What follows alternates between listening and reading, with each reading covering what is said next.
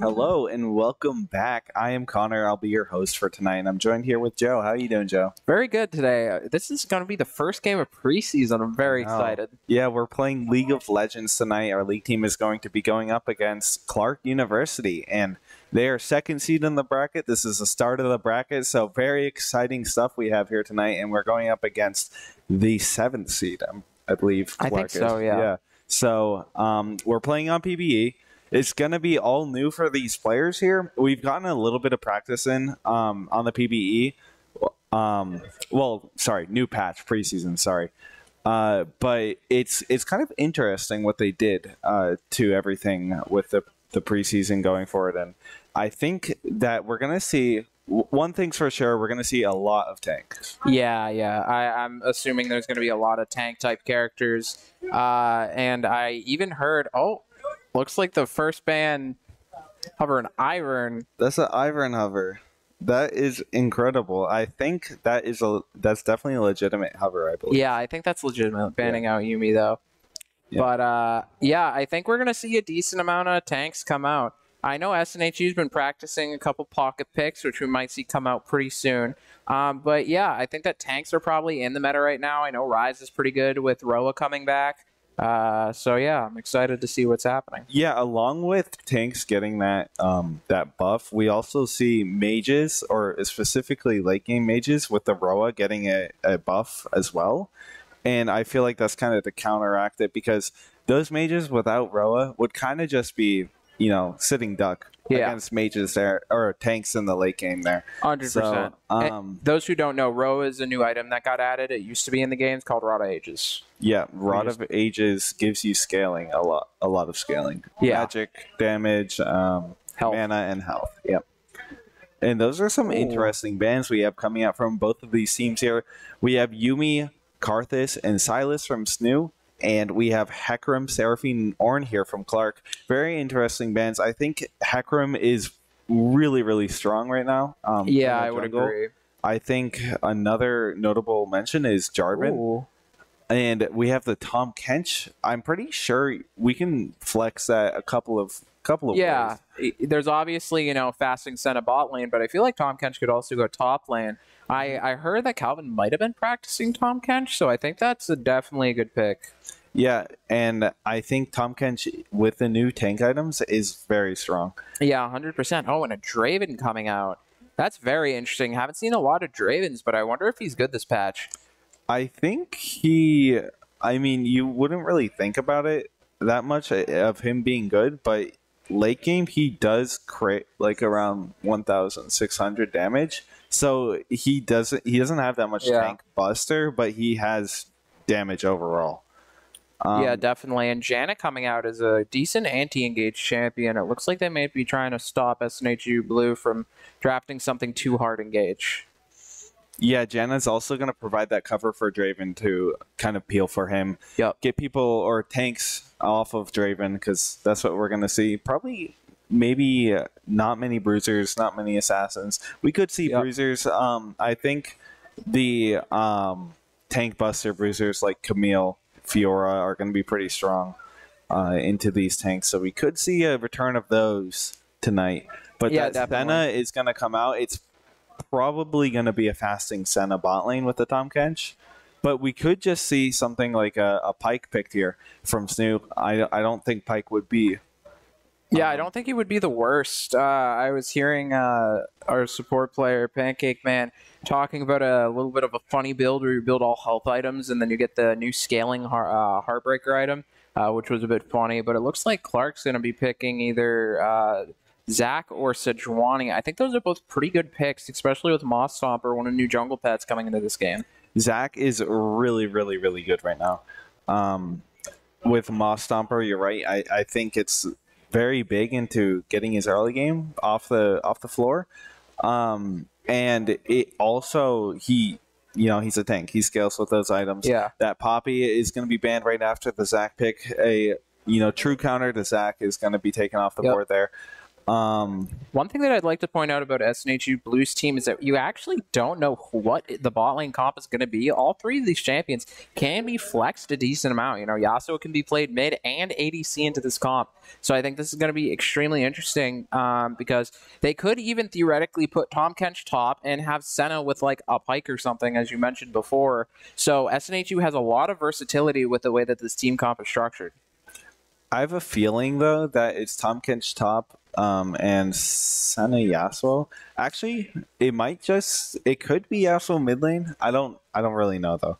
Because the Senna Tom Kench bot lane does seem pretty good now. Letting that Tom Kench farm up, get that heart steal, it sounds good for the fasting Senna bot lane there. Yeah, definitely. It's really good. But they're going to be banning out the Poppy and Sejuani from SNHU here, and that Gangplank's going to be taken away from Clark's top lane or mid lane here in these next two picks. Their top laner played a lot of Gangplank, so I'm not surprised if it's specifically targeting him, as he has been playing a lot of Gangplank. But Udyr coming out, I think that's definitely interesting.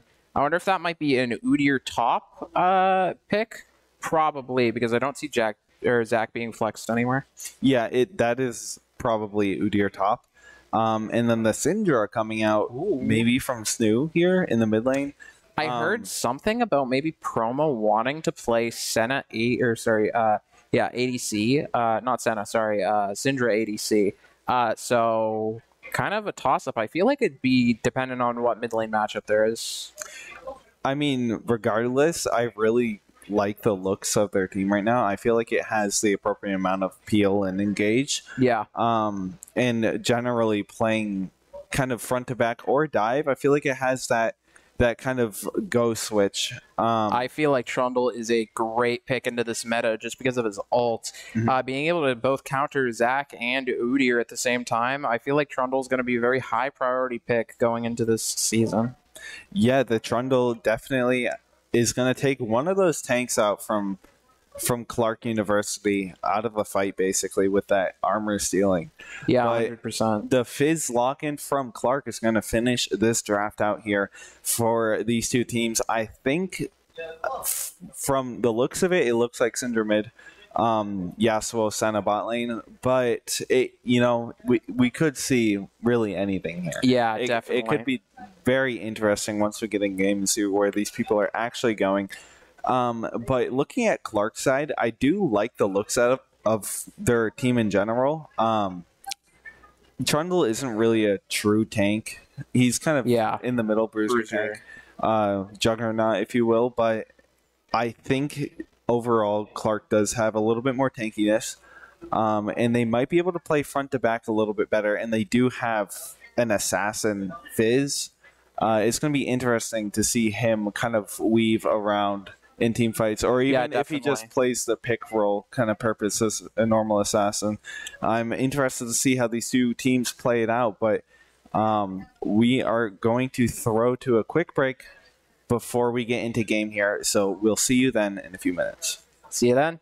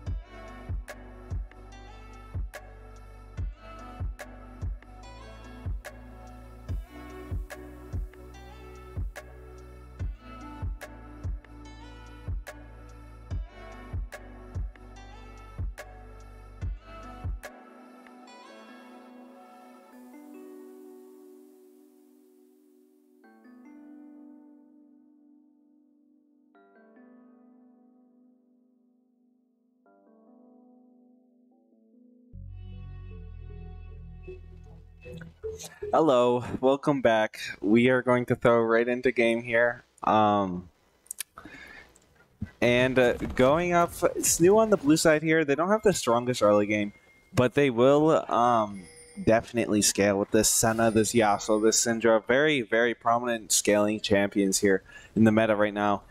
And as well, looking at Clark, I don't really like the looks of their scaling either. I mean, we got Draven, right? Draven's pretty good at scaling. Janna's shields get pretty crazy. On top of your two other tanks there, I mean, they have the Trundle there for basically, you know, removing one. They're trying to get this early vision going into the red side here, but there's 3 people here that the knockup right on C-Monster. As the Ignite comes out, he has to flash, and the first blood is going to go to Zoom there. That is unfortunate, especially onto the Fizz. That will give him such a decent early game into Syndra. It's going to be really annoying for Toxic to really play into an Assassin having an extra kill and having probably an extra item in this game. But as you were saying with scaling, I honestly think that maybe SNHU is a little bit better, but still not necessarily the best scaling. He's going to get that Dark Sail, yeah. It's going to be kind of tricky. If he gets a lead, it's going to be pretty bad looks here for the mid lane. But as I was saying, they did get that vision in there. And the junglers here, they're working on the new patch of jungling, right? So C-Monsters has the blue smite, which is called the Gustwalker Hatchling, I believe. Yes, that's the first one. It's going to give him movement speed. He's going to get around the map, have more map pressure in general. The Zach Pizza the Cat here has what's it called? Moss Stomper. Moss Stomper. Yes, Moss Stomper. That's what it's called. And he's going to get shield and a tenacity buff to... from that, right, he gets the healing. Yep. He gets healing, shield, and tenacity off of Moss Stomper. It's more of a tank type item, more reminiscent of like older jungle items back in like older seasons. And it's red, green, and blue. The red smite does AoE slow with the smite, and it does burn tick damage along with just extra damage in general. Yep. It's like a fusion of last season's red smite and blue smite and sort of together. I don't know if you noticed that little circle there, but they basically removed double camping from the game. So people who did that before with the really fast clears can't really clear as fast. They're still going to have a power farming ability, but Zach is in here in the bot lane.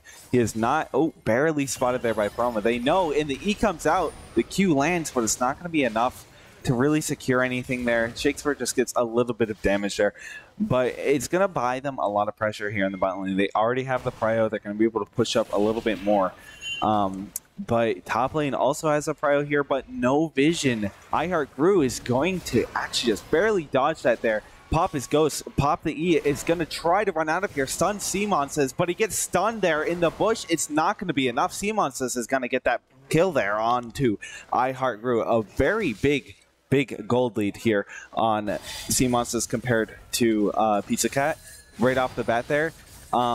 Oh, yeah, definitely. I think this is extremely good for SNHU because they really did even it up. With that failed Zac gank, it sort of makes up for the fact that Fizz got a kill early in the game. It's still really hard, though, for Toxic to really lane just because an assassin into a control mage isn't necessarily the best. But it looks like Pizza the Cat's actually going to try to steal out C-Monster's Raptors, and it looks like it's going to get spotted out by Toxic. Toxic's really just going to try to pressure him off, but not really be able to do much.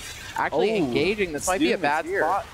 Might be a bad spot for Toxic, but C-Monsters is coming in right onto Pizza the Cat. If C-Monsters has E, it doesn't look like it. Looks like he just went out. Yeah, and they had the supports roaming there too in case anything further escalated. But C-Monsters has that early gold lead. Zoom has that early gold lead. It's really up to them to kind of make these plays here, I feel like.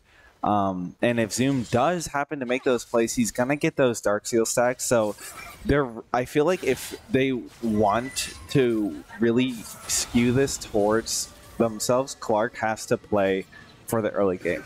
Oh yeah, 100%. You know, they did get that nice early game kill, so it definitely gives them a lot more in this type of game. However, it still might be hard for them as the game goes on because having a jungler with a kill, especially Trundle, into your Zac and into your Udyr is going to be so detrimental. But it looks like Toxic might not have vision of Zoom, but it didn't really matter at the moment.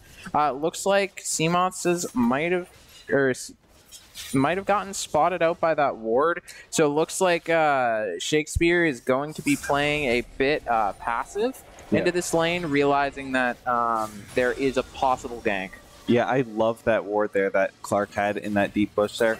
It provides lane ganking, or anti-lane ganking, and it also provides a place for your top laner to teleport there as a flank. It's overall a really good ward. It doesn't give you that vision out in the river or in that tri-bush, but it is definitely good enough. And, ooh, Macrodoodle is going to step up a little bit too far here, even knowing that CMONS was there. I mean, do you really know, though? Because, like, he sat there for a solid maybe 20, 30 seconds. He is going to get that flash, which is pretty big value, though.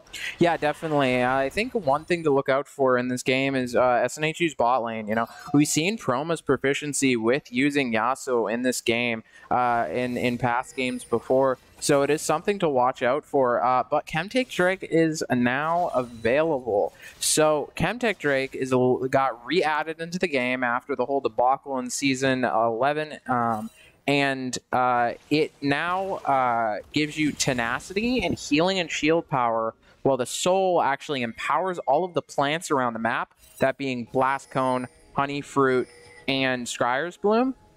They will now turn into different abilities. So Blast Cone will now send you farther. Scryer's Bloom will now be turned into... the engage on Toxic, though. The ult is just going to land, and that's going to be a kill right off the bat. Presume just kind of quick done with that ultimate landing there. Piece of the cat, the knockup is going to secure it, too. And that just shows the power of Zac really being able to gank from anywhere on the map. He probably has, like, some of the best gank angles in the entire game, just being able to come from any direction, even from your own jungle.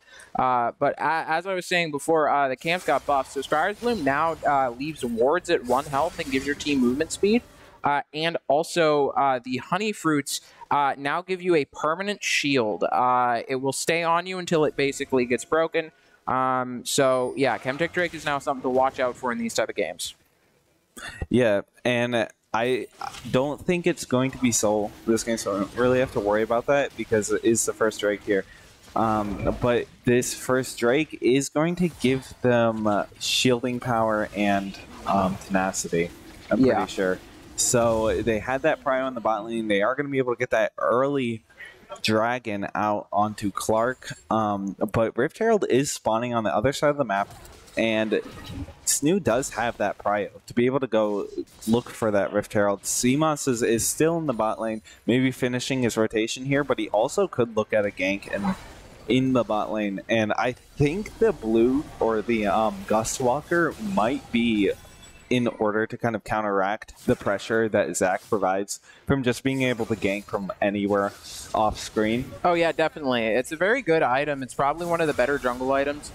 Just because of being able to have that extra map pressure. As you can get around quicker, you can clear faster, just allows you to have more presence overall. I think it's very good for Trundle, but if CMONS decides to gank here, there is a ward in that bush, just barely not being able to spot it out at the very edge.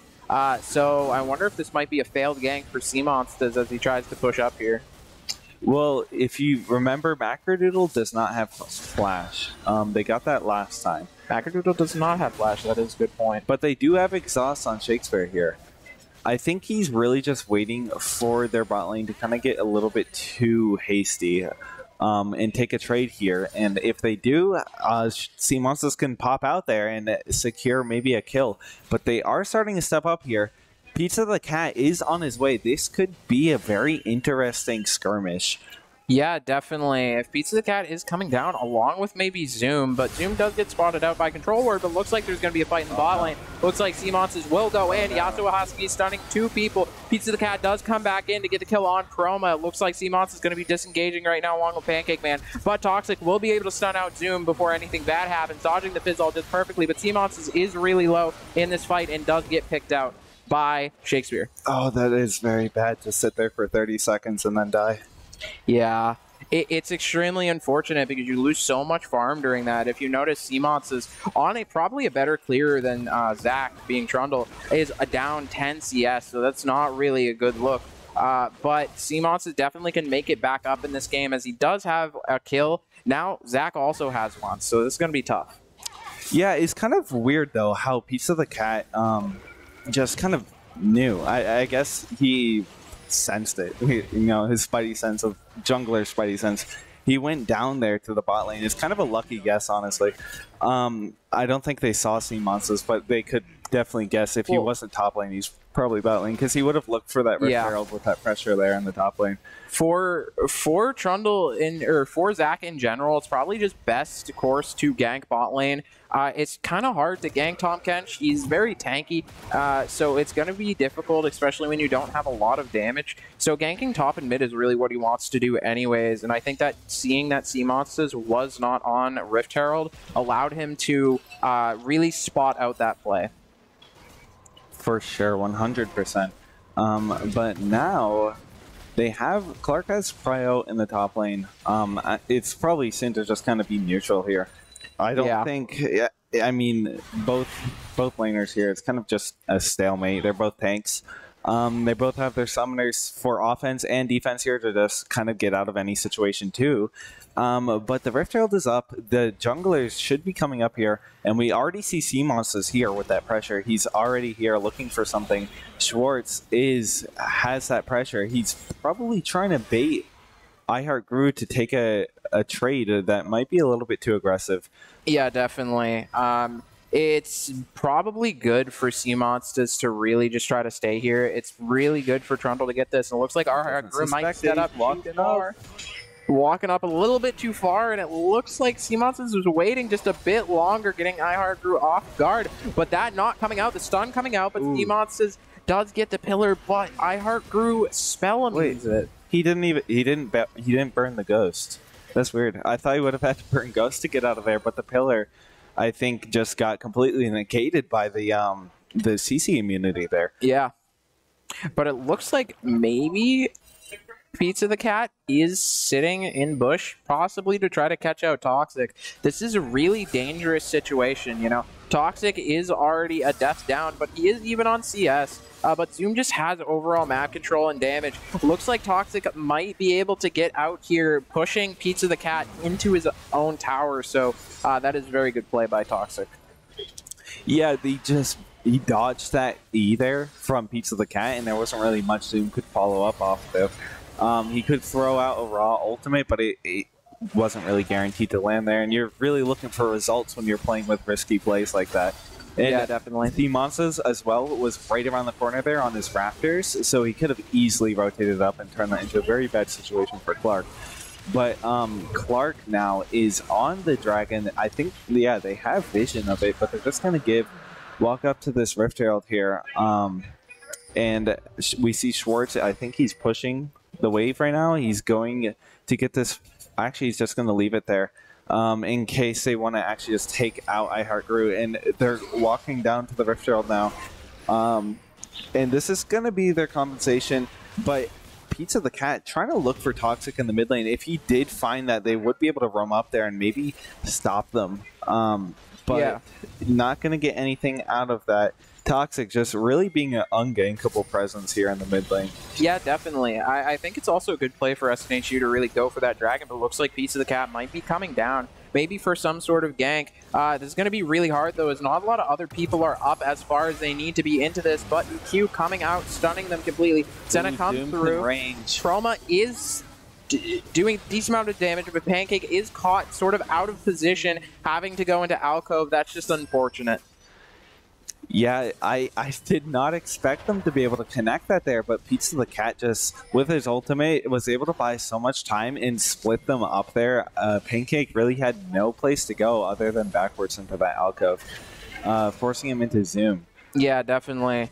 One thing that I was sort of mentioning before is it's a decent play for SNHU to get Rift Herald, as they are down in gold. So it's sort of a good compensator to really sort of just steal camps, as CMOTS is currently doing, and trying to really get those towers down. to get those objectives. Yeah, luckily, the kill did not go to Shakespeare there. That probably would have been pretty bad because he does have like 100 stacks of Adoration right now. Yeah. That would have been really bad. But that could be what they're looking for next. If they get both of these carries ahead, it's going to be very difficult for SNHU to deal with them. But they do have the tank. They have Tom Kenshin. The ult is going out on Toxic, but his E is going to, basically nullify that.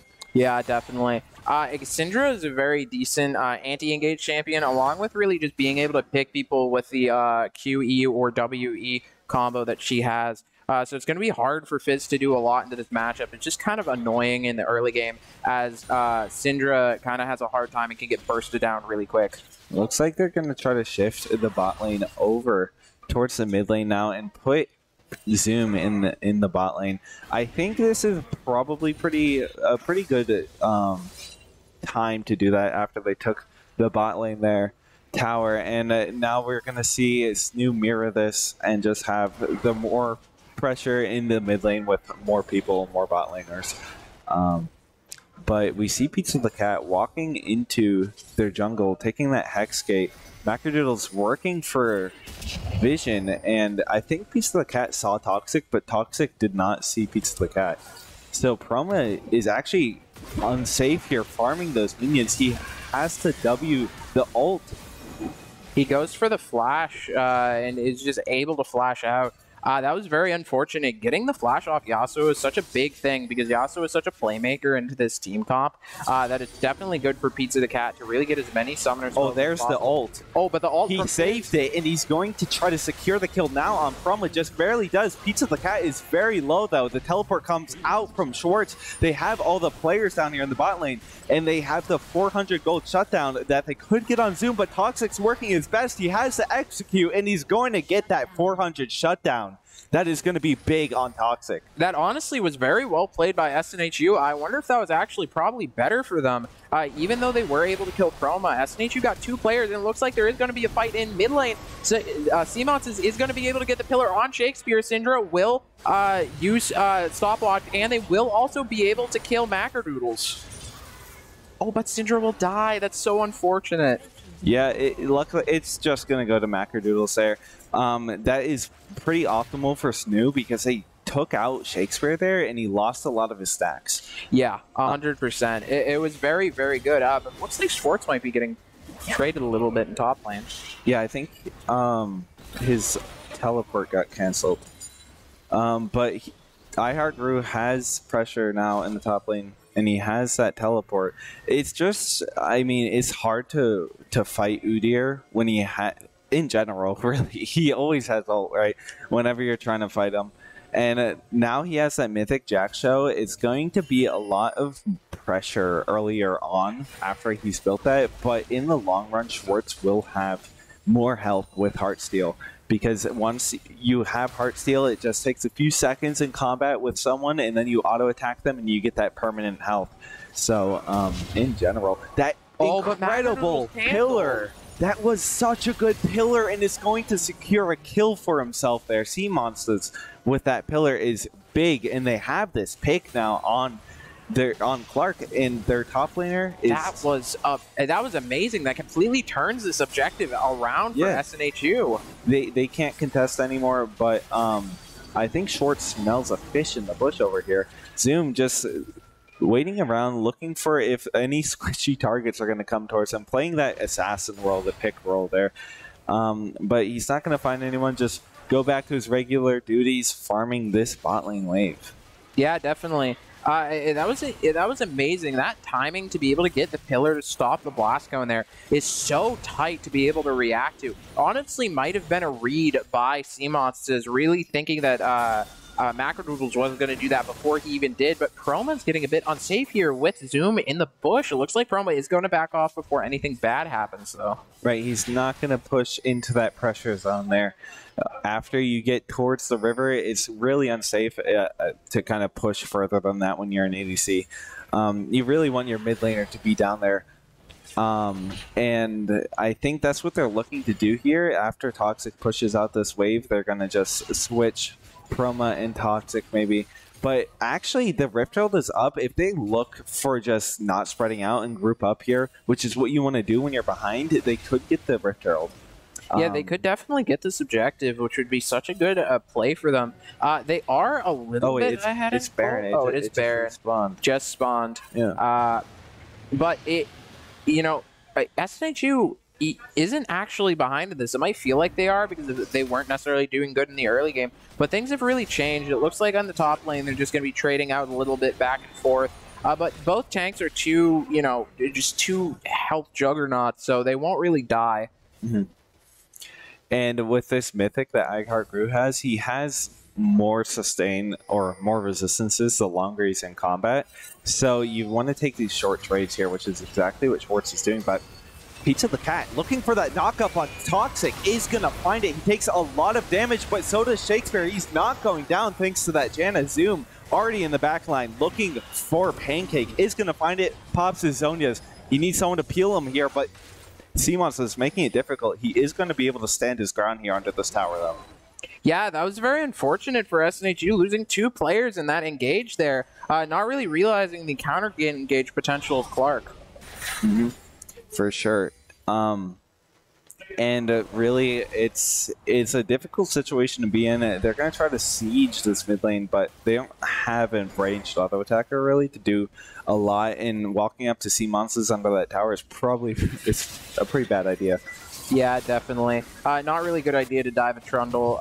But it looks like Clark is now back in the lead of this game. And really, SNHU is just going to be trying to pick up sort of the pace and really get their comp going, sort of get the snowball going. But it's going to be hard when they're a little bit behind. They're not too far behind. But Clark has some insane counter engage potential, and they really have to play around all of Clark's ultimates because they are really strong. SNHU does have probably more damage, more late game potential, but if Clark can pull off their ultimates correctly, they can still turn a fight. Yeah, for sure. I think they can. And right now, I think it's kind of just, in the middle zone. They're just in neutral, farming up right now. The gold is pretty even for both of the teams. Towers and objectives also pretty even. Clark does have that extra dragon up, but it's really up to the junglers to make these plays right now as the laners kind of just farm up, and no one can really secure Baron right now without a pick since they're just so even. And we see those 2 players up there from SNHU are going to back out. I think what they should work on, though, right now, while they're just kind of farming up, is getting this vision, at least for Clark. SNHU has some already, but Clark's map is pretty dark right now. Yeah, 100%. And dark map isn't a good thing at all. You could basically get a death bush and just immediately die. But it looks like Clark right now, as you mentioned, is going to be trying to get vision sort of around Baron, making sure SNHU isn't able to sneak it. They saw all players of Clark there, I'm pretty sure. SNHU did. And none of SNHU has been seen recently on Clark's map, so it's kind of hard to push, but they do manage to get that mid tower. Despite that, I think they have the pressure to be able to do that. That pillar is just going to go a little bit wide there. Macrodoodle not going to be able to secure that kill, but Zoom looking for the solo kill on Toxic, dodges that Q, is going to be able to find it, and that's a pretty big pick there as the dragon is spawning in 10 seconds. Yeah, that's going to be really hard for SNHU. They don't really have any counter pressure right now. Pancake Man might have been caught out there. However, Ighheart Grew really didn't go for the stun, fearing that he might have gotten counter engaged on, but SNHU is just going to have to give up the dragon. They just don't have the ability with one of their players down, one of their most high damaging players down. They just can't fight. Yeah, I think they're just going to look to push out mid here, crash as many waves as they can. Might look for this top tower on the other side of the map. It could be possible. Actually, it's very possible with Sea Monsters and Proma up here. They will be able to get this tower, but Clark is now on soul point. Yeah, definitely. It's going to be scary, especially just because of how much pressure Soul Point really gives the enemy team. Because if the enemy team can get a pick or do something really weird during the last dragon spawn, SNHU is just pressured to do one thing. And because they're predictable, it allows Clark to do so much else on the map and really set up for the play.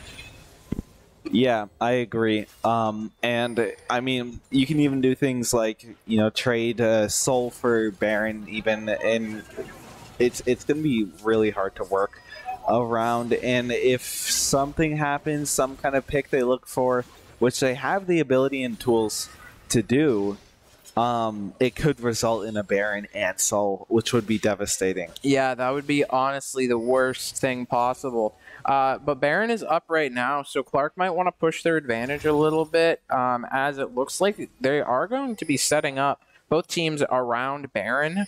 Looks like Clark is moving into the river, trying to secure the Scuttle Crab. But SNHU does have 2 wards in the river right now, being able to spot out Pizza the Cat. So I wonder if SNHU is just trying to counter-engage. It looks like they're just trying to show their presence to Clark right now, that like we are ready to fight with that pillar and with that Cinder E. Yeah, it's kind of smart to have Toxic here in the mid lane rather than matching Zoom in that bot lane. Zoom is just deadly with the Fizz there being an assassin.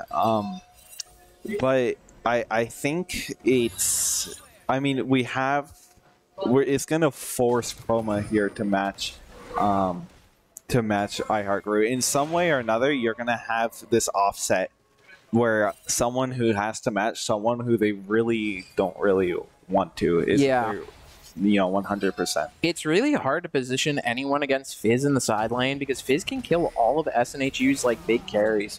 Yasuo, Senna, Syndra, and maybe even Trundle. Fizz is 6-1 with a 6-stack Darksteel and 2 needlessly large rods. So that's going to be a lot of damage coming out from the Fizz. I could see him even killing Trundle, but it looks like Clark is going to be starting up Baron. They are just bursting it down pretty quickly. It's around at half health, but it looks like they back up, going for Schwartz immediately. Looks like Schwartz might be able to tank a fair bit, but SNHU's players are just so behind. They can't catch up quick enough. It looks like the ult is going to send Promo right in there, and he's going to actually live a very long time. Schwartz gets him out of there with the ultimate. The shield is going to buy him a lot of time. They're just trying to peel for sea monsters here, and Zoom is just catching up. He is not going to stop. Keep going. And I mean, that flash up in the Chroma with the Q is going to be able to secure another kill there for Clark. That's honestly really sad for SNHU. You just saw how much... Oh, looks like Clark might be, or Toxic might be able to pick Shakespeare. That was very well played with that ult. That Janet ult gave so much health. Toxic, though, just blowing up Shakespeare. Yeah, that was insane. Syndra is such a good pick character just because she has that execute. Looks like SNHU is trying to fight again. This might be really bad as Toxic is going to be probably picked out by Zoom. And it looks like SNHU's... Schwartz and Pancake are also falling on the other side there. Trying to stop them from doing this Baron is going to cost them another double kill. Yeah, that's really unfortunate. SNHU is really far behind right now, and Clark is going to be able to probably pick up the Baron and the Drake. Yeah, it's gonna be really hard. I think they can maybe maneuver around this right to try to slow them down or stop them, because I'm pretty sure they're gonna want to reset off this after how much gold they just got. It's a 3k gold lead just off that right there. Yeah, definitely. It's very scary in this game. It's the 4K gold lead, looks like right now. Yeah, after that Baron is going to be pretty big. That is honestly a bad situation for SNHU. Clark really wanted to get ahead in the early game, and it seems like they did do that effectively, and SNHU just have to sort of hold the line, really stop them from sort of bleeding over and over and over again. Just sort of wait until their comp outscales a little bit. It doesn't necessarily even outscale too much. Like you have Draven on Clark, and you have a lot of tanks, which don't do a lot of damage, but scale pretty well. It's so impossible to kill them right now, though. Yeah, it's absolutely impossible. Like, killing Schwartz right now is such a hard task. Same with Pizza the Cat or iHeartGrew. It's just so hard. Sea Monsters makes it a little bit easier, but we see Zoom taking that gate, and a double knock-up with the Tornado is going to be a lot of CC there on Promo and Schwartz. Promo falling very early into this fight. That Janna healing is going to be so much peel. The W coming out from Schwartz, but not going to be enough. Zoom is going to dodge that. Now Schwartz is bending for his life on the other side. Pancake Man falling at the same time there. Sea Monsters also going to get that ace for Clark. Yeah, and you see how powerful Zoom is in this match, being 11, 1, and 4, having a 10-stack Dark Seal with Death Cap, Ludens, and Zhonya's. He is a force to be reckoned with. It's honestly extremely scary for SNHU in this game. A Clark has Baron buff, and they might be able to just completely push out a couple inhibs. It's going to take a miracle for SNHU to get back in this game, especially now that Clark has Hextech Soul. Yeah, that's going to be Hextech Soul there, and as well as a 10k gold lead, or almost 10k gold lead. It's going to be difficult, but it is doable with the shutdowns. And yeah, definitely. Especially, I feel like a shutdown is very necessary with that Draven there. Or not Draven, sorry. With the Fizz, with the Dark Seal there, it's gonna be pretty necessary. Yeah, they have to really try to target the Fizz as hard as possible. Hopefully getting maybe the kill on Senna, maybe C-Monsters, or even Proma would be probably the best option. It's going to be very difficult, though, for that to happen, but because Fizz has a lot of dashes and vulnerability, so it's going to be difficult. He also has Zhonya's as well, so his team might be able to catch up by the time that SNHU catches him out. It's going to be very hard. Yes, he has Zhonya's. He has everything he needs.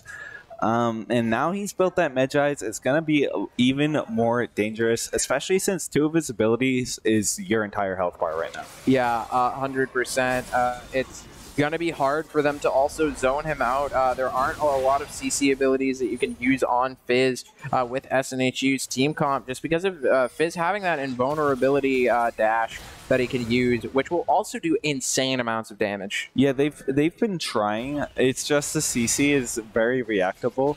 Yeah. It's more like for SNHU, what you have to do is more reactive, such as Tom Kenchel, or it's kind of like more single target peel. Schwartz W isn't really going to peel a lot from Zoom. Simon says you have that pillar. It's really up to Toxic and Pancake Man there. Yeah, 100%. It looks like Baron buff will fade, so Clark might not be able to push down these inhibitor turrets if SNHU can defend properly. Looks like C-Monsters will take a lot of damage in topside, though, but the majority of Clark's team is going to be trying to push in this mid tower. Yeah, the thing with this that they're doing right now, with the Baron, they would be able to siege the towers a little bit more with the cannons, but neither team is really gaining an experience or gold lead over each other, so they're kind of just keeping it where it is right now, because both teams are bleeding XP with how many people they have in each of these lanes right now. Yeah, 100%. It's going to be hard as well, because the longer the game keeps sort of bleeding at similar XP, the better it's going to be for Clark, because SNHU isn't going to be able to get that sort of boost to get their team comp back in the game. And it will let the game go on longer for, you know, Elder to come up, Baron to come back up. So it's going to be difficult. Yeah, for sure.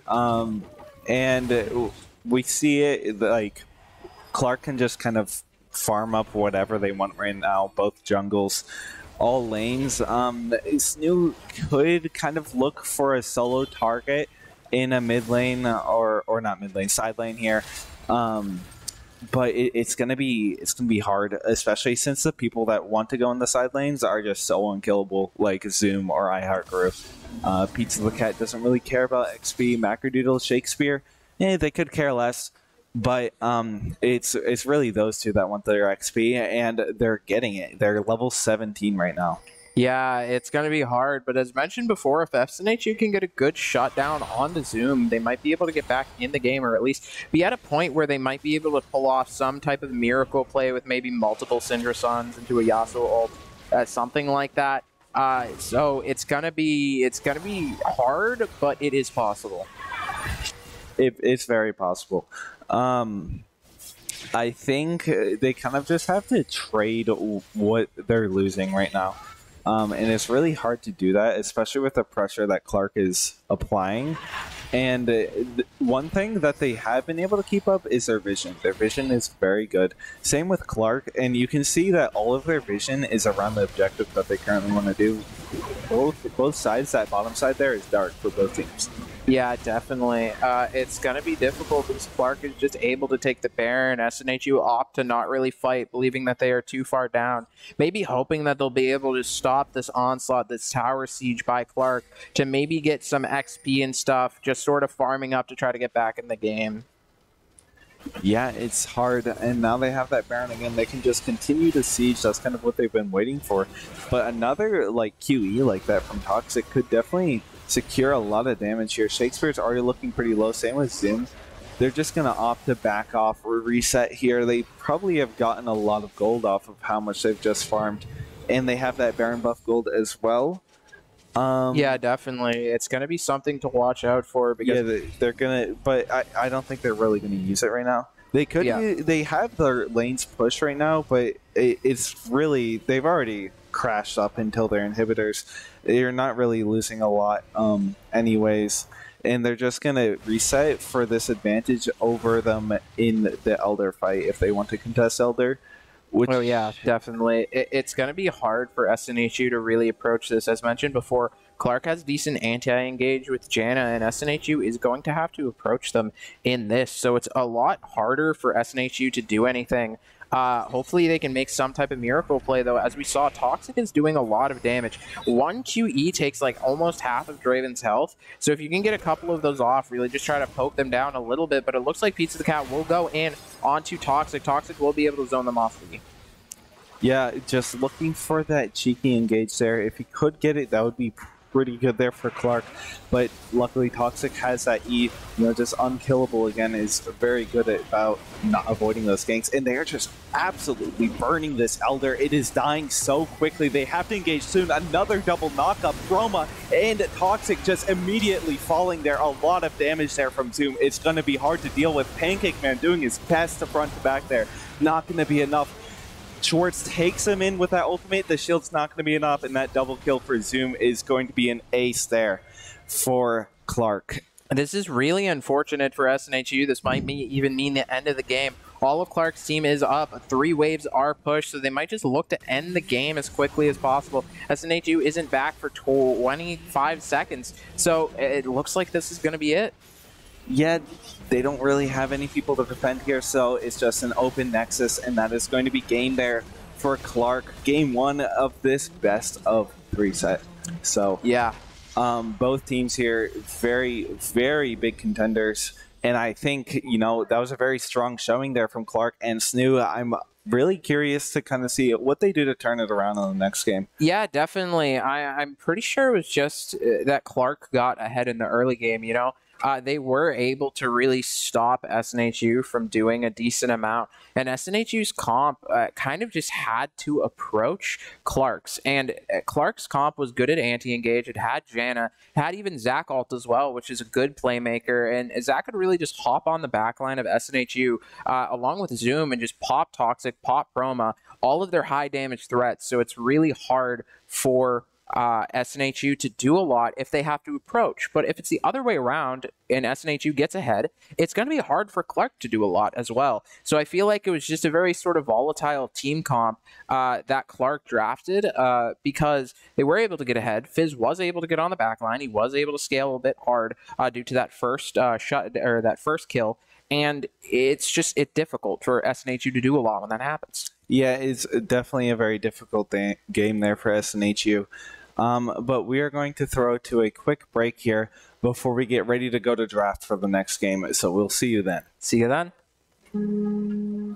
Inside here, but there's 3 people in here. The knockup right on Simons as the Ignite comes out. He has to flash in the first blood. Is fighting the bot lane. Looks like Simons will go in. Yasuo has to be stunning 2 people. Pizza the Cat does come back in to get the kill on Chroma. Saved it, and he's going to try to secure the kill now on Chroma. Just barely does. Pizza the Cat is very low, though. The teleport comes out from short. They have all the players down here in the bot lane, and they have the 400 gold shutdown that they could get on Zoom, but Toxic's working his best. He is going to be able to get the pillar on Shakespeare. Syndra will use stopwatch, and they will also be able to kill Macro. In general, that incredible pillar. That was such a good pillar, and it's going to secure a kill. Really sad for SNHU. You just saw how much Oh, looks like Clark might be, or Toxic might be able to take life on the other side. Pancake Man falling at the same time there. Seamonst is also going to get that. A test to front to back there. Not going to be enough. Schwartz takes him in with that ultimate. The shield's not going to be enough in that double kill side here. But there's 3 people here that the knockup right on Seamonst.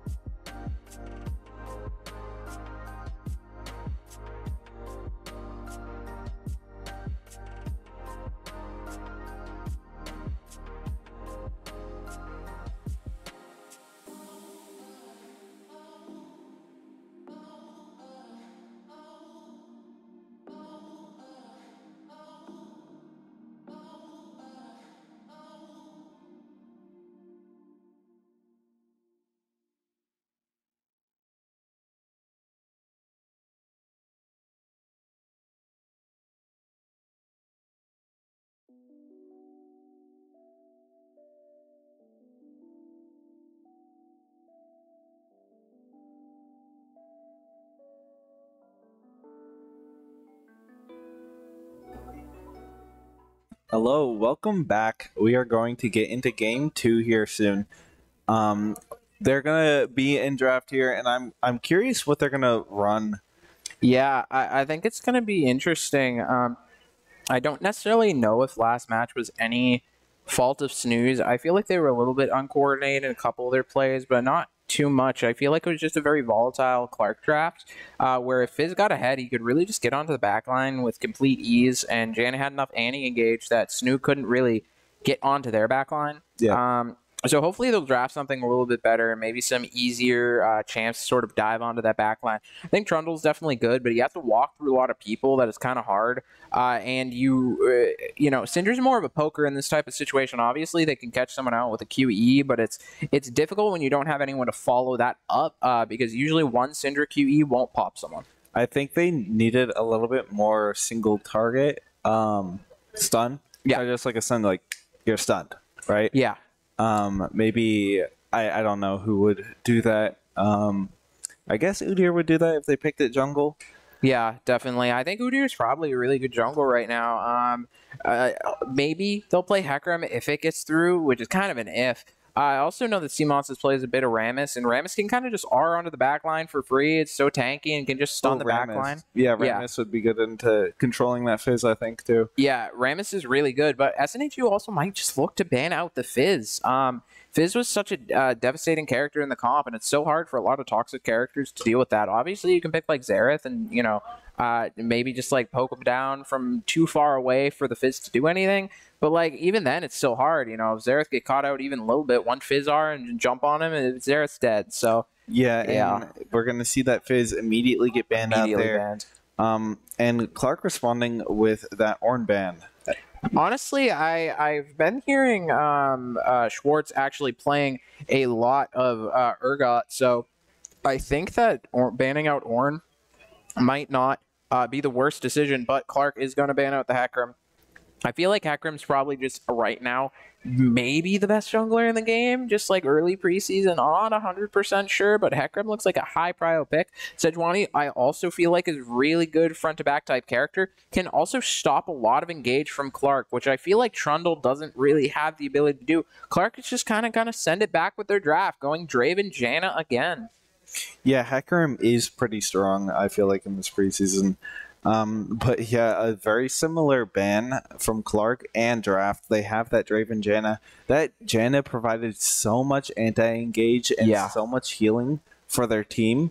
It was actually incredible. Renata might be a great pick into Clark. Draven just does so much auto attack damage that if Draven's next to Janna just pops in like 2 autos. So I think that might be really good for SNHU. They also have decent counter engage for like a Zac pick coming up from Clark. Renata is a very good pick into that bot lane, I feel like. Even if Janna decides to R, right? You can just send your R there and she has to stop, get out of the way. Yeah. Or else you're going to get 2-shot by like Draven or something. Yeah. It's honestly really good. It's just good at zone controlling, and because it moves unlike Janna R does. Oh, and picking Varus, such a threatening character, especially into their comp, because Varus can poke down from such a far range that I feel like it's going to be hard for a Zac to get on top of SNHU's backline like they did in the last match, where Yasuo is a melee character. Yasuo's going to have to push up and really scrap with you. I feel like it's going to be a lot more difficult. Yeah, that's a very strong bot lane. I feel like I like the Varus, I like the Renata, and I think they are pretty paired well together. Draven Janna is also strong, but I think it's probably favored toward this Renata and Varus, and they're going to pick that Zac as their jungler again, ban that Poppy and Trundle, and if they pick another tank now, it's going to be pretty solid looking comp there. Yeah, definitely. I wonder if they think that it's a Sejuani top going for SNHU rather than a Sejuani jungle. I feel like Sejuani can be played both roles currently in the meta, especially with Moss Stomper being the green health jungle item, or jungle pet coming into this. But I think that Akali and Gangplank are such good bans. SNHU is really just banning out all of Clark's mid lane options and banning out their Gangplank one trick. Yeah, and he's going to be forced onto that Udyr again, which he did not do too bad last game. He did I think he did pretty good. Yeah, But definitely. he was also just a very tanky, unmovable object in the front of their team there. Oh, picking Shogath. And the Urgot Cho'Gath, they have their 2 tanks too. We got the 2 tanks. Goats meta on both sides now. That is perfect. 100%. And honestly, Seamon says before this, this is sort of the secret pick that I was talking about. It wasn't actually Tom Kent, it was Cho'Gath. I'm honestly surprised that they didn't first pick it, but Cho'Gath is so good into this meta that I feel like it's going to put in a lot of work for Toxic. Toxic is going to just be able to completely counter a lot of what Clark tries to do. Toxic really likes it, and it's great. Yeah, and actually they have 3 tanks here on SNHU. Yeah. It's a lot, and they don't have a lot of tank shred here coming from Clark. They have a lot of damage in the late game, but they're going to have to invest a little bit of gold into those anti-tank items. Yeah, definitely. Like Void Staff or LDR, and it's going to slow down their build and damage in general a little bit, but I think overall they might have a little bit more of the late game. And SNHU could look at, a little bit more playmaking in the early game here, which is what they kind of tend to favor in their playstyle, I feel. Oh, yeah, definitely. I feel like SNHU has a very good sort of like ball comp, I would say, but I think it's also really good because I feel like Sejuani can really counter Zach in the way that if Zach jumps in, Sejuani can really block that from happening with ult, with Q to really interrupt the Zach. And also, Varus can just shoot from so far away that it's going to be hard for follow-up engage to happen, especially because you don't have that Fizz. Zach would dive in on the back line, Fizz would follow up, but now they have Victor. Victor's more of a frontline poker. Yeah, I'm curious to see how Clark plays without that assassin now, without that pick pressure and, dive potential that they had last game. But this game it's going to be a little bit different, and both of these teams, I think the meta in general right now is ball, right? You want to be a ball. Yeah. You want to be a huge ball of tanky objects that is just unkillable. And Renata is just such a good pick into that right now, I feel. Yeah, 100%. And for SNHU to have Renata, that very good anti-engage champion, I feel like SNHU's comp is really good. Like, even if Victor scales, it's going to be difficult for them to do a lot just because of the characters on the team. Like, scaling might not even matter, especially with Cho'Gath, who infinitely scales and is really good because of the new tank items added to the game. Mm-hmm.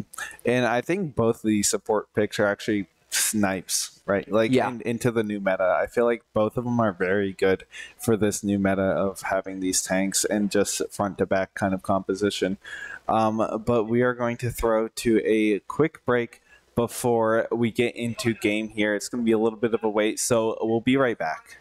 Be right back. See you then.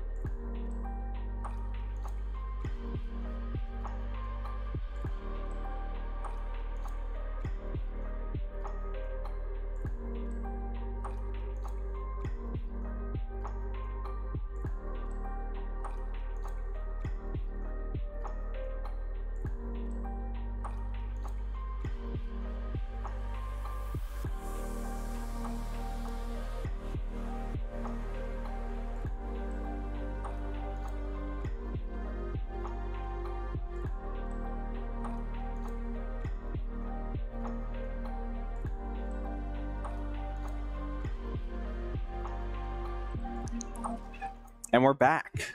And we are ready, or not ready, almost ready, for getting into game here. These two drafts here, very interesting for the new meta. Yeah.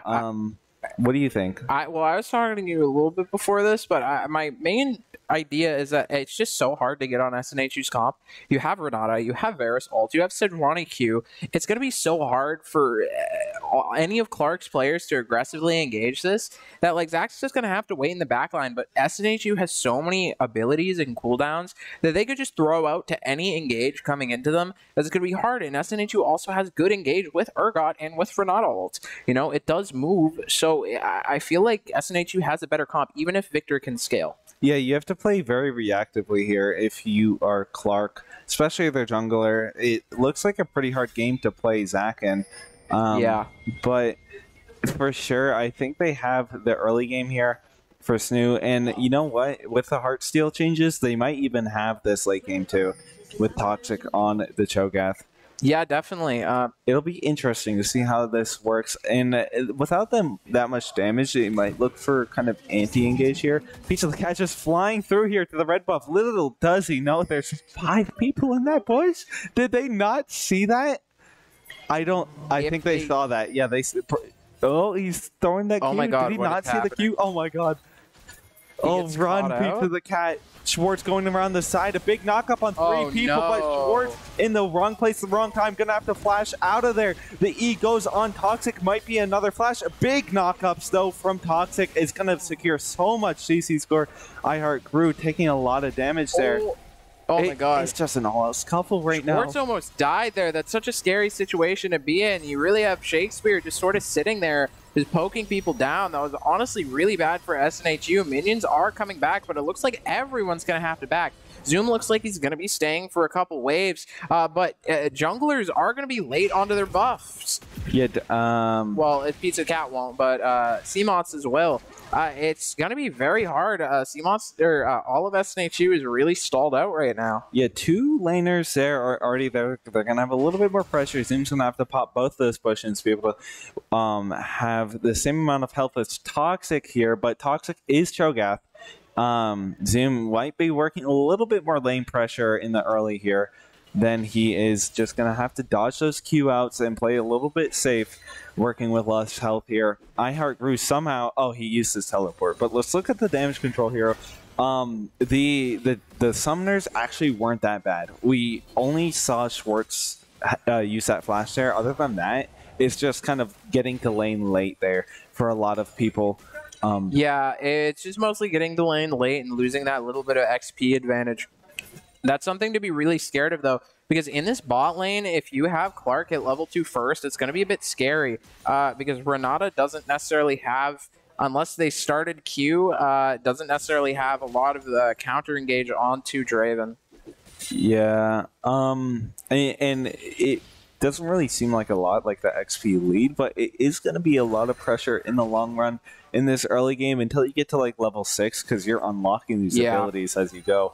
It's the difference between one ability versus 2. It's a lot of difference here, and Pizza the Cat is just going to go in there with that flash Q, going to knock both of them together, force that flash out there from Pancake, going to look very low, but he is going to make it out of there, luckily. Yeah, definitely, and SNHU might even have wave advantage. It's going to take a while for Shakespeare to push this out because SNHU built up a little bit of a stacked wave there. But one thing that I'd also like to mention is that CMOS is just a little bit behind Pizza the Cat on rotations, so it's going to be a bit weird as he's not going to be able to gank someone in return for this. So it's going to be a bit hard. No, I think this is what you want as a Draven, because you're going to naturally kind of push the wave. So having this pushing wave towards you is just going to make it a little bit safer, because the response to Draven is usually just let him push wave and then gank him, right? Yeah. But with this, it's going to be easier to force him or force SNHU off of farm here and just freeze a little bit longer. I don't know if they saw Pizza the Cat walk into that bush there. He has the E and it's almost charged up. They probably sense it, right? Because yeah, Shakespeare and McAdoo are walking up very far there. Yeah, definitely. It's something to be scared of, but it looks like SNHU might be pushing up still in the bot lane. Looks like in mid lane, just sort of stalling out. Ooh, and but he it does looks go like in. Pizza the Cat is going in on top of Pancake Man. Looks like Jana will throw the Q, but it completely misses. And then you have Shakespeare bursting down Pancake Man. Pancake Man W isn't able to save it. But Pizza Cat is looking low, and C-Monsters is there. It looks like Promo was not able to get that last couple autos off on Pizza the Cat to kill him because of the passive. Yeah, and Shakespeare's going to get that adoration as well as the first blood. It's going to be a lot of gold onto him. But they did manage to, secure that safety there with C-Monsters being there, making sure that his laners don't die there and, not a further lead. But I really like the wave control here in the bot lane, still just holding it at their lane there as long as they can.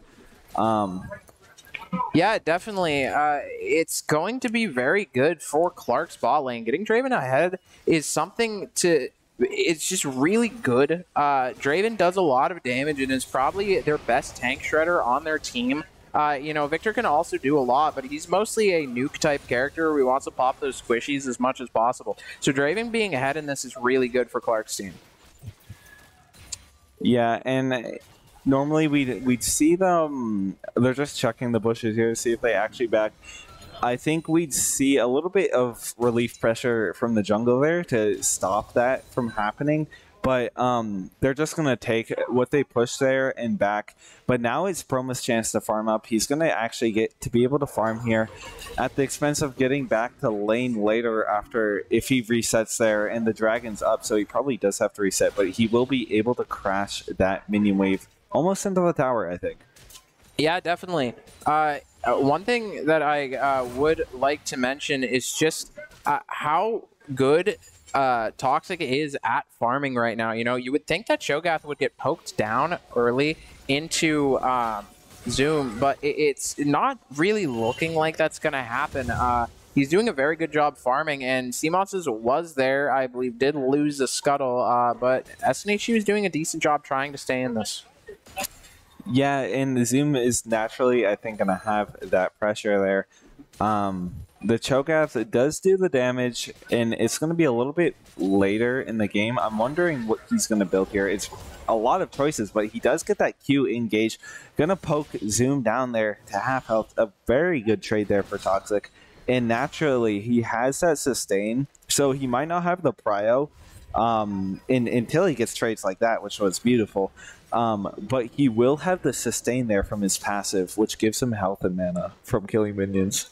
Yeah, 100%. It's going to be very hard for them to do a lot, especially if they don't shut down this Cho'Gath early. Cho'Gath is one of those characters that's just become such a crazy, insurmountable threat towards the end of games. It seems like it's sort of unwinnable sometimes if you don't shut down the Cho'Gath early. Right.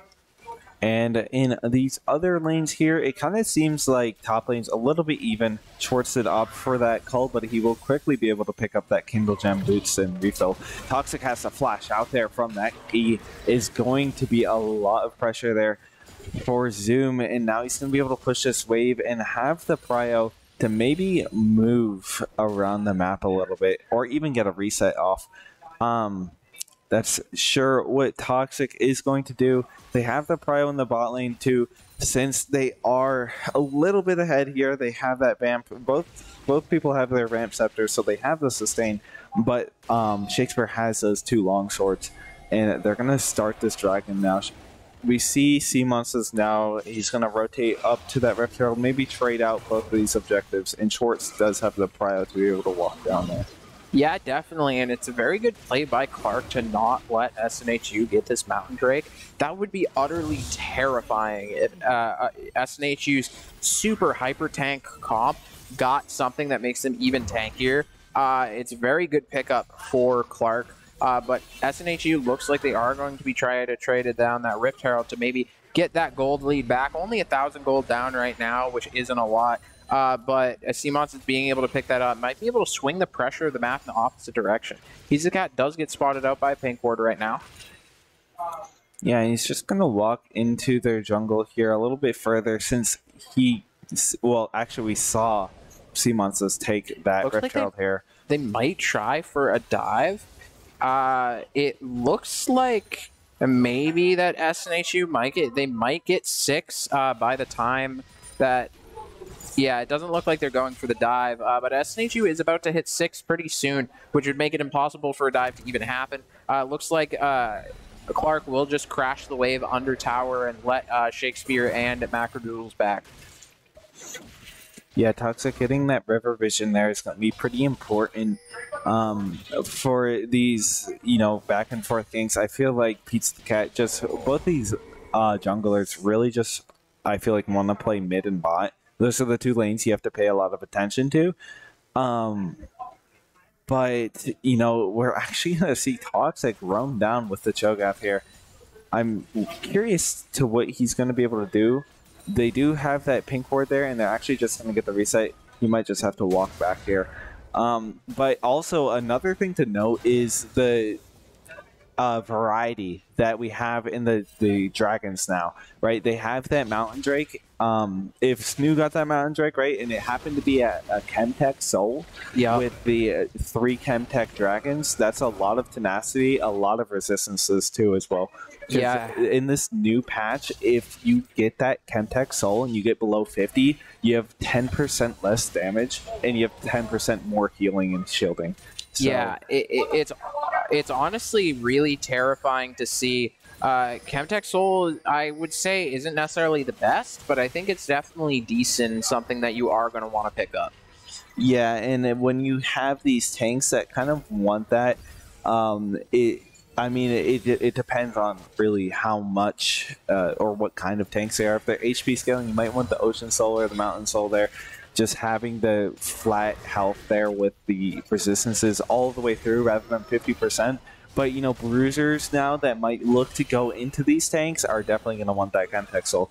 But right now in the game, it kind of looks like Clark has a little bit more pressure, but Schwartz is going to get that very nice flick off onto iHeartCrew. He's going to go right over his head. And he could continue to look to chase him here. He gets that Q, but iHeartCrew does spend that R to be able to poke Schwartz off of that chase. Would have been deadly there for our iHeartCrew. Yeah, definitely. It's going to be a bit difficult for Udyr to do a lot into the top lane matchup until later in the game. You see Udyr able to get out, though, without having to spend Flash, which not a lot of characters could say that they could do that. So that's definitely something to watch out for. But yeah, it's going to be sort of a wet noodle fight in the top lane until a little bit later in the game. For sure. And you might, you don't really think it when you first see Urgot, but he actually does provide a bit of damage there.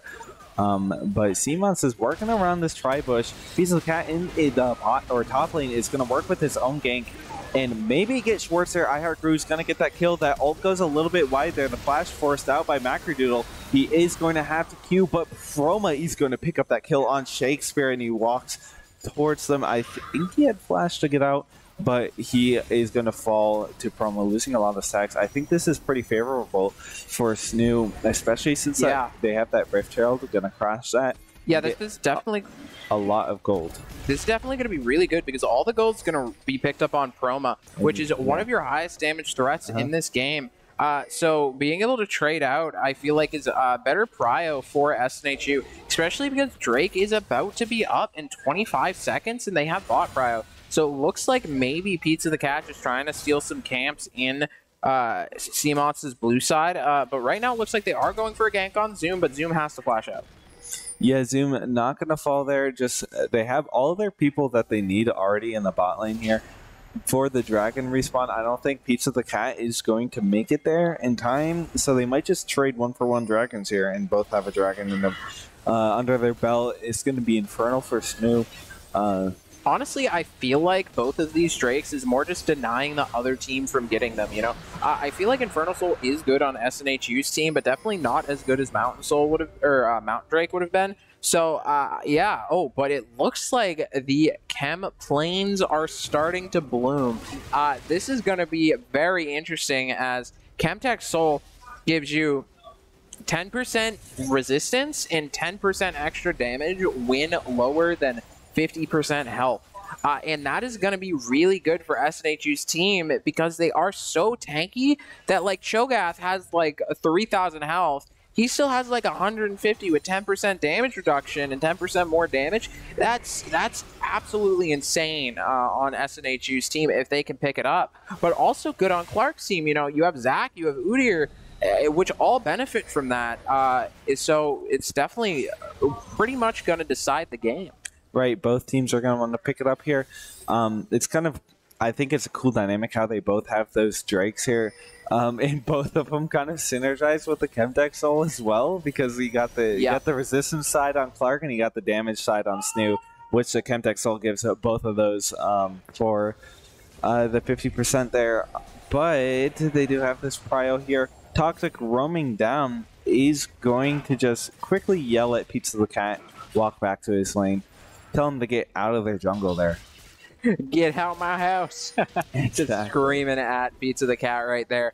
It was very good for Toxic to really roam down there. Pizza Cat was spotted out. But yeah, look at the vision here. Yeah, it's honestly very good vision by both teams right now. They know exactly where Pizza the Cat is going. Yeah, it was very good for Toxic to sort of push Pizza the Cat off because you really don't want your bot lane to get dived. Mm-hmm. For sure, and we have both junglers up here in the top lane now, or towards the top side of the map. Might be working for this Rift Herald, so I think, you know, CMOS has got the first one here, so Pizza the Cat really does want this second one. Make sure it doesn't fall into the hands of SNHU, and, you know, that would probably actually equal a gold lead here for SNHU, which would be very good for SNHU. Yeah, that would be very, very good for SNHU. But I think they're just going to take it here. They have the prio in mid and top, so they're both going to be able to walk up there, help their jungler secure this Rift Herald, and that is the second one going to go to Clark. Yeah, definitely. And right now, it looks like both junglers actually picked their grass type starters. It seems like they're both fan of grass types right now. But looks like really they're just trying to farm up and really sort of play around the objectives. Really just waiting for second Rift Herald and just sort of hoping that they can get a pick. Yeah, and just, I think after one more camp, Pizza the Cat finishes his jungle evolution, I guess, if that's what you want to call it. And CMOS already has his green smite here already. So I think it's called a primal smite now. Yeah, I believe that's what it's called right now because of those jungle pets being really good in this game. You know, you see sort of more versatility around the jungle just due to the fact that you get that healing and shielding from Moss Stomper. You get extra damage from Red, and then you also get movement speed out of bushes and movement speed after you kill large monsters, which just helps you rotate around the map with Gustwalker.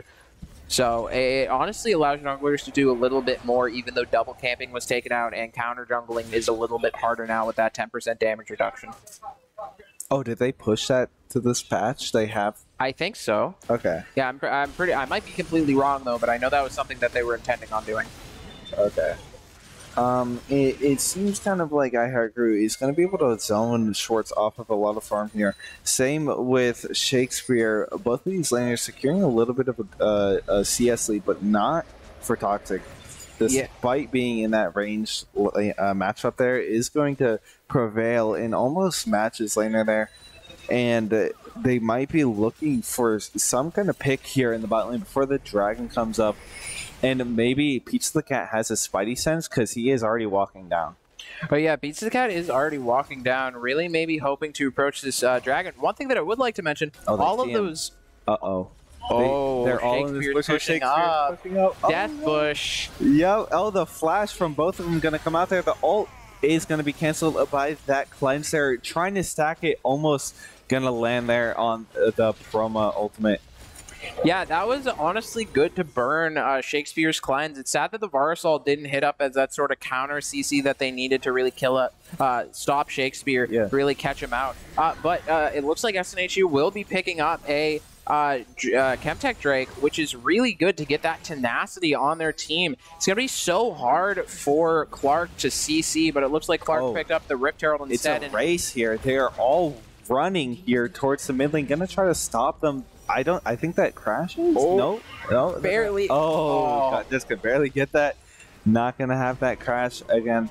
But they will get that first tower gold, and they might actually get 2 towers here. Yeah, I think that's a lot of gold. Oh, thank God they're not gonna get 2 towers off of that. that's surprising. You know, Schwartz was just barely able to get there in time.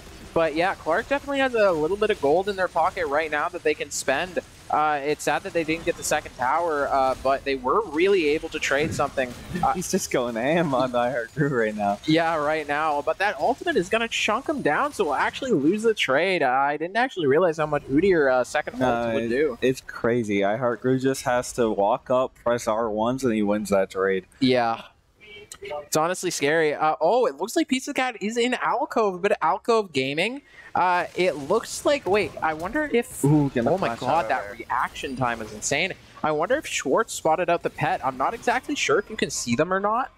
I'm not sure about that, but it looked like the pet was on vision, so I don't really know. Yeah, he's going to stay here, and I don't know if he's going to dive in there, but they have pulled Macrodoodle up towards the top lane right now. They have a lot of people, as well as they already shifted the mid laners towards that bot there.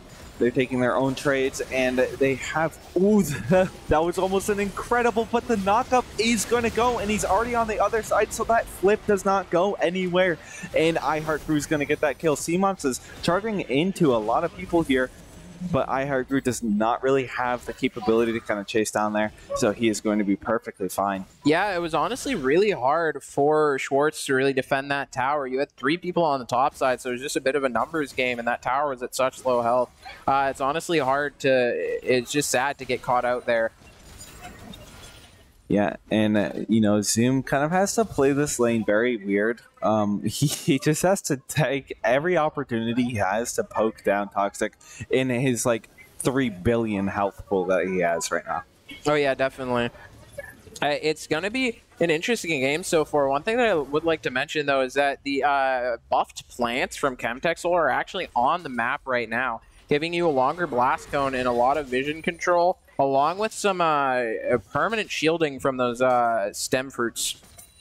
Yeah, for sure. The stem fruits are going to come in pretty handy. Vision control is going to be kind of the name of the game here, at almost an even gold distribution between these two teams. But you are looking for those picks and trying to be very wary, so this vision is going to play a huge role.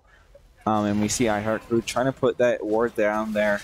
And this new feature here is kind of weird. You can like ping wards to like permanently mark them on the map or something so that you see where they have vision, and rather than just like pressing H and marking, oh, they have vision there. You don't have to do it over and over. Yeah, definitely. The ping system and a lot of the changes that they have done are really just good, nice quality of life changes. Easier for new people to get into this game and be able to play it. Yeah, it's definitely good by Riot Games. A lot of people are complaining about the jungle changes, but I feel like they're not the worst thing to happen. I was talking to CMONS about this earlier, and he actually likes a lot of the smite changes, so he says there was some good and some bad. Yeah, I don't know about the leash range thing or the anti-counter jungle measures there, but definitely interesting changes. And Toxic might be looking, just getting a little bit of trade out there on Pizza the Cat. I'm curious whether that shield is from his pet or from the fruits. Yeah, I'm not 100% sure, but yeah, you get a decent shield from your pet there with Moss Stomper, so it's definitely really good as this game goes on. One thing that I would like to mention is that Dragon's up in 35 seconds, so we are going to really start looking for a fight in this game. It looks like a couple players on Clark are in mid lane, sort of rotating into the river right now. It looks like SNHU is trying to set up the best they can, trying to get wave advantage as best as possible. Yeah, they have vision for the most part. And the Squire's Blooms are coming out. I'm wondering if this is like kind of a tactical decision and saving your wards until those are burnt, because it grants you movement speed. It puts them on 1. It's very easy for clearing out vision. And it looks like SNHU was able to get a tower uncontested, but it looks like Pizza Cat is going to be starting up the dragon right now. CMOS is sort of went in for a poke, and it looks like our hard group. Pizza Cat does go into the back line, dives onto the back line. Schwartz is flanking. Looks like there will be a lot of frontline engage. You see Proma get out. Renata all coming out, stopping. Schwartz is a little bit out of position, not being able to get there in time, but it looks like Clark is stunned a lot. Schwartz will be able to dive onto that Janet, but it looks like Toxic is getting burst down, but he is just too tanky. Schwartz will die in the backline, and iHeartGrew is getting poked down by Proma a little bit. Macrodoodles is a little bit low, but it looks like Toxic might go down in this fight, not having enough damage to really burst down Pizza the Cat at the moment. Right now, CMOS is trying to fight iHeartGrew, but Proma and Pancake Man are caught out, so they aren't able to do a lot. It looks like CMOS might die just barely to iHeartGrew. That's an ace there for Clark.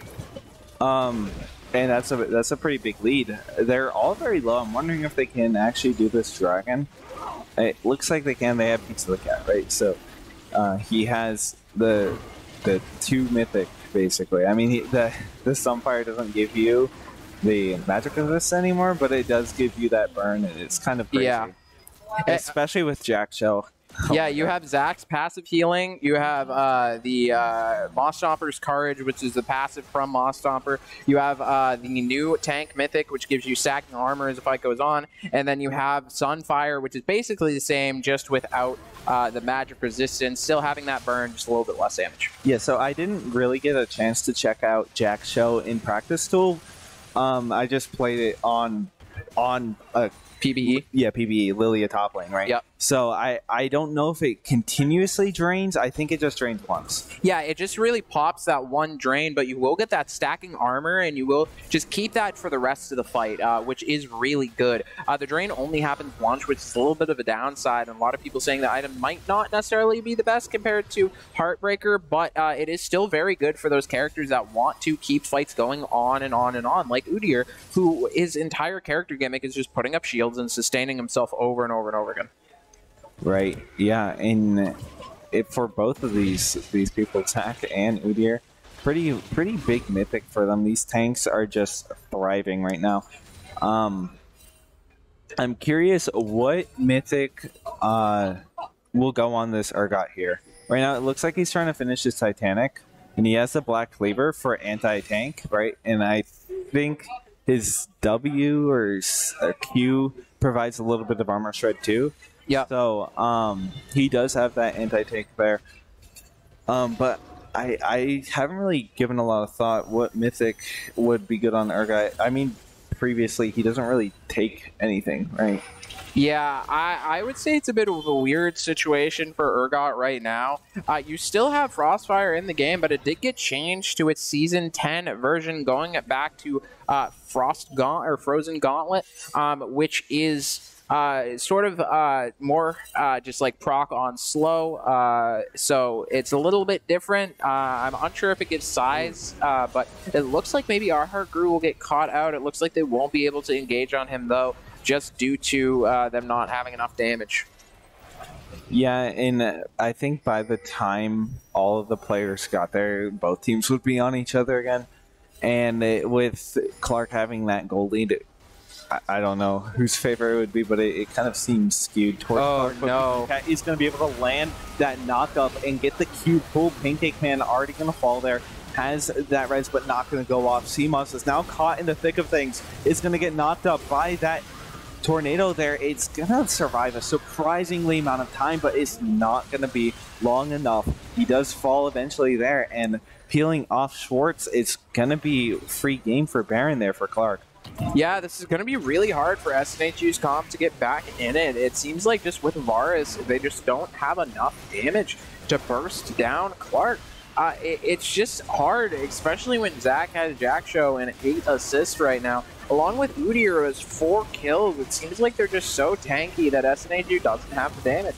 One thing that Clark does have to watch out for, though, is that SNHU's team comp does seem like it scales maybe a little bit better with that Cho'Gath, but that's really it. You know, you have Victor, which scales as well, and you have Draven, which does a lot of damage early in comparison to Varus. Or later, sorry. Exactly. Yeah, Varus is going that on-hit build, so he will have a little bit more damage than Draven there. Not immediately. I think he. I mean, I don't know ADC that does win the 1v1 against Draven, Yeah. but he will have more DPS Okay. over time. He will have less burst. Yeah, it's going to be hard just with how tanky Clark is right now. SNHU is really tanky, but it just seems like they're lacking in that damage in these fights. Yeah, the thing is, you're getting into the territory where Victor is starting to scale now, right? He has those 2 kills as well, nearing 300 farm. He's starting to get the items that he wants. If he finishes the Rabadons with the Void Staff, I mean, your tanks aren't really tanks anymore. He's still going to do damage, a lot of it too. Yeah, 100%. So it's. I mean, both teams are kind of scaling, and this is exactly what I was talking about last game. I mean, it was to the kind of point of no return there. You're at the horizon, Dawn there, but now they see the dragons up, and they're just going to quickly try to trade out a top turret here, get that objective bounty, and trade their losses. They have the Baron. They're going to be able to push that mid and get the dragon and maybe the spot turret. But, I mean, continuing to push the top lane here, they might actually get iHeartGrew. Yeah, they might get iHeartGrew. It looks like 3 people are top lane, really drawing counter pressure on the map right now. It's really what they have to do. They've already given up Dragon. They can't rotate down to it right now. But he's going to cancel the back, and he's going to get out of there. iHeartGrew is just such a menace right now. Udyr seems like such a good character with the current meta, just having so much sustain and can output a decent amount of damage as well. And it also looks like it's going to be hard for SNHU to really get back to their base. They only have Chroma, Pancake Man, and Schwartz right now in the base. So looks like they might be able to push out the waves, or Clark might be able to push out the waves really far. It's going to be hard. Yeah, I mean, I kind of like the outcome of that a little bit better because you do, get that objective bounty and everything. You do lose a little bit, right? Because you lost both of those tier 2s on the mid and bot, and the dragon. But, I mean, it's better than just giving up all 3 of those and getting nothing, kind of just being hurdled underneath your towers. Yeah, it's going to be difficult. However, Cho'Gath is looking really big right now. And if this keeps going on, Cho'Gath's going to really reach the point that you're not going to be able to kill him ever. It's going to be very difficult. He's only really died once, and he has 116 sacks on his Heartbreaker. So it's going to be a bit difficult for Clark as the game goes on. But one thing that I am afraid for SNHU is Clark, it does benefit better from Chemtech Drakes, not Soul, Chemtech Drakes, because it gives healing and shield power, which is extremely good for Janna ult, and they also have Mountain Drake, and it also gives tenacity, which is especially good on Zac, Victor, Udyr, Drake. Like, it's good on all of their characters, so it's going to be really hard for SNHU to do a lot in this match. I think, though, the longer the game goes on, they do scale up a little bit here. Yeah. And especially, you got that synergy between both of these, or all 3 of these things, just wanting to be in the front line, right? You have the Heartsteel Cho'Gath, but you have that Radiant Virtue on the Sejuani, gonna just heal up that Cho'Gath as well a little bit as he goes in there. And I think it's based off of Sejuani's max out there, so it does end up being a lot of healing once Sejuani ults. Oh, yeah, definitely. It's going to be something to watch out for as the game goes on. But it does look like there is a 10k lead right now for Clark. Clark does have map pressure, but a objective isn't up for 1 minute and 20 seconds. So SNHU might be able to get a pick here, maybe even get a couple shutdowns to get them back in the game. Oh, it looks like Pizza the Cat might go on Schwartz. Pancake Man is right there, though.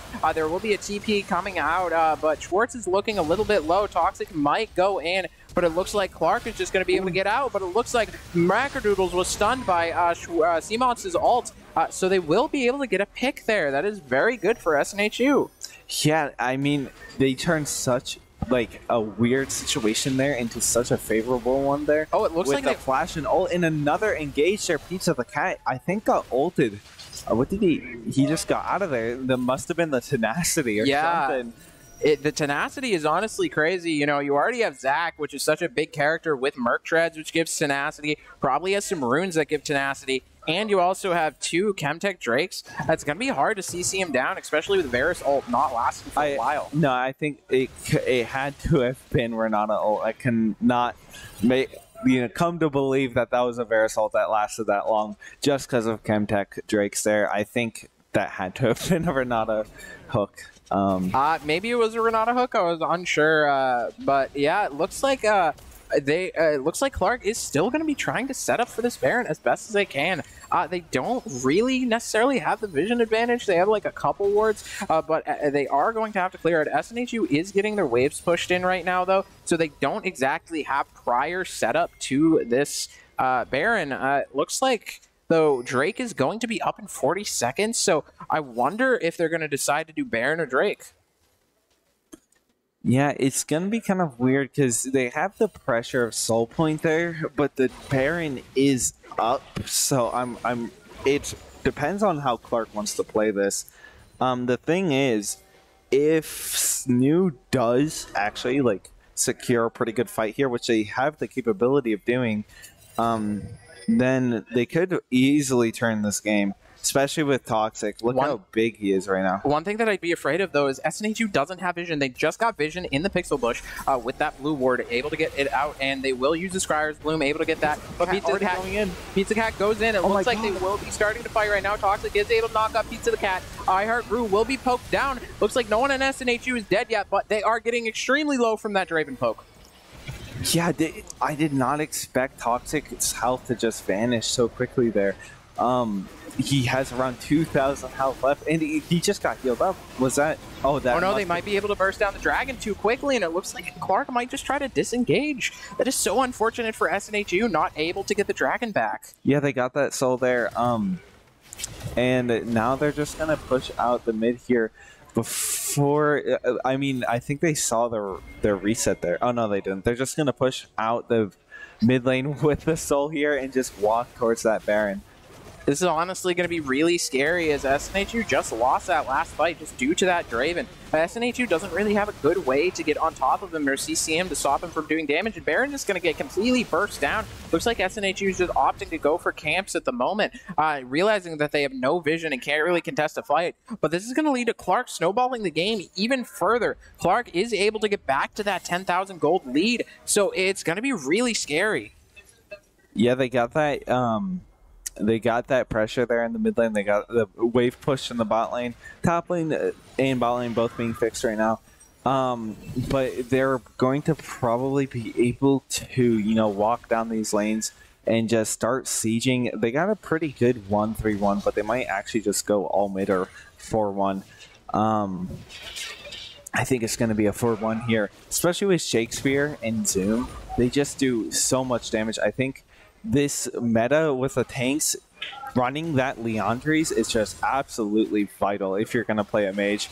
Oh yeah, 100%. I think the build is, if you're going to play a mage like that, especially control mage, it's going to be Leandries, Void Staff, and the Rabadons, which is kind of what he did, but he threw in that Shadow Flame, which was kind of remnant of the old build, the Luden's Shadow Flame Rabadon there, but they are going to be able to siege these towers a little bit. Might be able to look up towards the top lane a little bit, help iHeartBrew actually get this tower. Schwartz is doing a very good job of actually defending him off, but the Baron buff is just going to provide enough pressure to help that top tower fall there. One thing that I would like to mention, as stated before, Schwartz is doing a really good, or was doing a really good job out trading iHeartBrew in the early game, but it looks like he isn't going to continue to do that as this goes on, just due to iHeartBrew outscaling. He can throw out that ult and do so much damage to Schwartz now. It's going to be scary. Yeah, the Udyr is a pretty strong pick. And he has those 4 kills as well, 4 items, but it does turn out that Schwartz is going to opt for that Iceborne Gauntlet, and I kind of like that build. It's basically the same build. It's not going to favor any new mythics, but iHeart doing so much damage there, and on the mean side they relieve a little bit of pressure, and they're already looking in the mid lane here. Just a game of tug and pull here between Clark and going again. looking to try to reduce the damage that they are doing. Going to get that inhibitor, and a lot of players from SNHU are looking pretty low here. But if they back, they're just going to drop that mid tower there.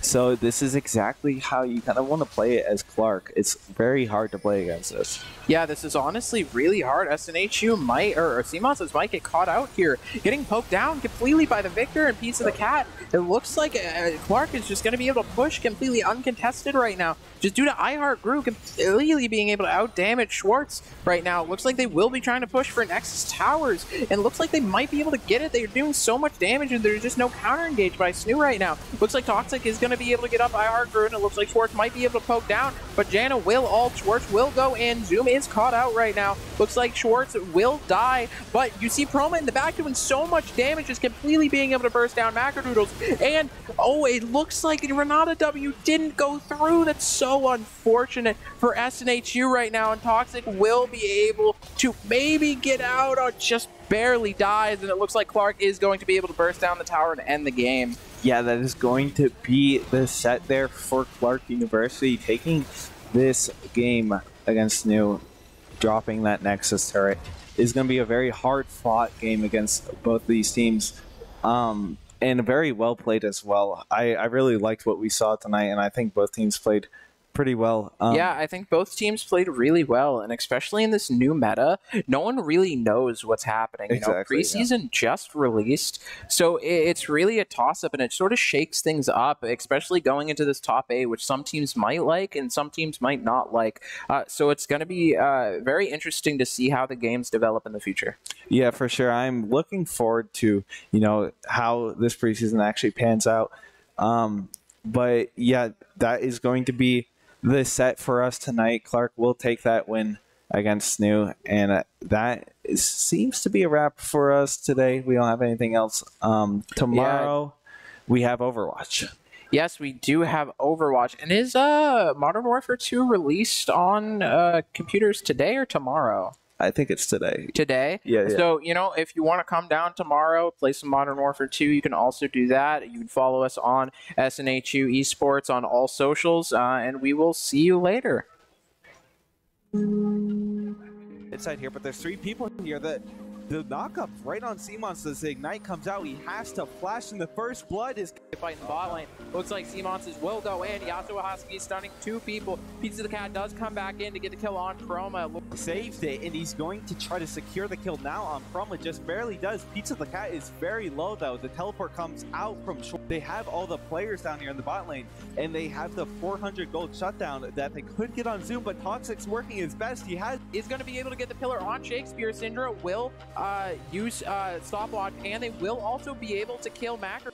In general, that incredible pillar. That was such a good pillar, and it's going to secure a kill. Really sad for SNHU. You just saw how much. Oh, looks like Clark might be, or Toxic might be able to. Life on the other side. Pancake Man falling at the same time there. CMONSTers also going to get that. A test to front to back there. Not going to be enough. Schwartz takes him in with that ultimate. The shield's not going to be enough, and that double kill. Top of Pancake Man. Looks like Janna will throw the Q, but it completely misses. And then you have Shakespeare bursting down Pancake Man. Fight iHeart Group of Broma and Pancake Man are caught out, so they aren't able to do a lot. It looks like CMONS might die just barely to iHeart. Toxic might go in, but it looks like Clark is just going to be able to get out. But it looks like Macrodoodles was stunned by but Janna will ult. Schwartz will go in. Zoom is caught out right now. Looks like Schwartz will die, but you see Proma in the back doing so much. That's so unfortunate for SNHU right now, and Toxic will be able to maybe get out, or just inside here, but there's 3 people here that